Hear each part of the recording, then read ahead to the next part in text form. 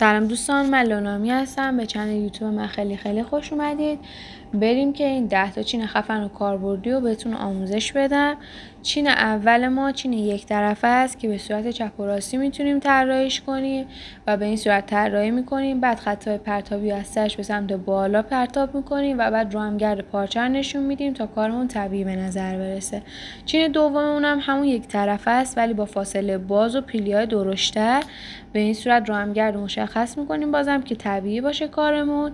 این یکی چینمون هم به صورت یک طرفه است ولی خب خیلی فاصله کمی داره، پیلی‌های ریزتر داره تا بتونیم ما راحت هر مدلی که دوست داشته باشیم طراحی کنیم. بازم رو هم گرد نشون میدیم برای طبیعی سازی. این یکی چین دو طرفه است که پیش میاد توی یه لباس دو طرف، یعنی هم پیلیسه داشته باشه هم چین یک طرفه و دو طرفه داشته باشه.